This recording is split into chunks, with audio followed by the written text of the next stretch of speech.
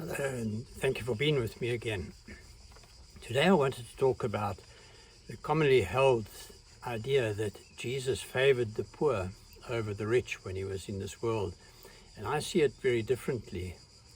And I thought I would do so to show why I think what I think by using Jesus' miracles as an example and looking at who he performed miracles for. Because I believe that Jesus didn't favor the poor or the rich. I believe that he merely wanted to show us that we do good for anyone, whether they're poor or rich, whether they're on our side, not on our side, and so on. And so it's quite interesting to take Matthew's gospel, since it's the first of the four, and to look at who he performed miracles for. So for example, we have the first account of miracles in Matthew's Gospel in chapter 4, verse 23, where he performs miracles for people in general, curing them and so on, curing the sick.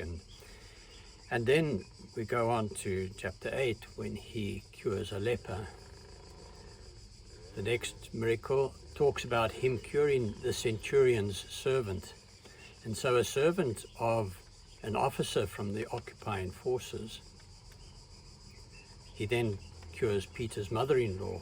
So someone very close to someone important to him, as important as Peter was. He then cured many possessed, demoniacs, paralytic, a woman with a heritage, the daughter of the head of the synagogue.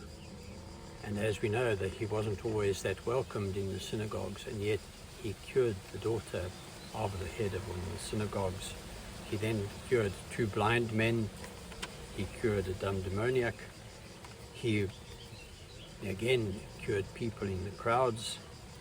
He cured a man with a withered hand. We don't know anything more about the man other than that he had a withered hand. He performed the miracle of the loaves and fish for all of those who he had in front of him, all of those who had come to listen to him. He walked on the water. He saved Peter from sinking into the water when he tried to come to him. He healed the daughter of a Canaanite woman, so someone who was not Jewish, but he healed her daughter all the same. He cured crowds of people, an epileptic.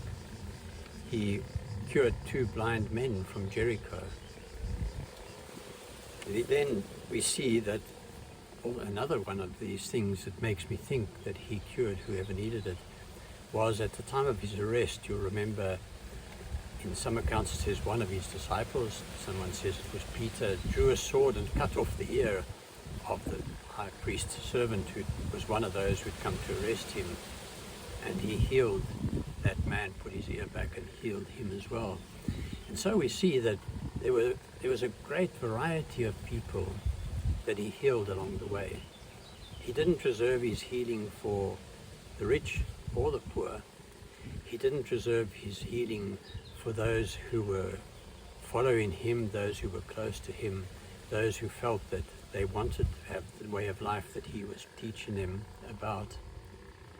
And most of all, he showed us that even, as I say, the servant of a centurion, so the servant of an officer of the force that was occupying and subduing his people, his Jewish people, since he was Jewish, and also the man who came to arrest him and take him to his death. And we know that on that occasion when he was to be taken to his death, he knew what was coming. He actually prayed, if it be possible, this cup may pass me by, then please let it be, otherwise let thy will and not my will be done. And this is why I say I'm not in favor of the view that he favored the poor. I would say what actually happened was that he treated the poor just as he treated anyone else, whether they were of high or low status, whether they were friend or enemy, so-called enemy, and so on. And this is what amazed people.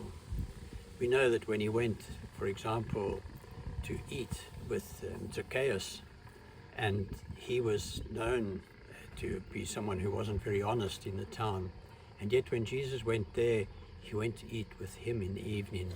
And we can imagine what scandal that could cause even today if an important religious personage came along to the town and then went and had supper with someone known to be a sinner.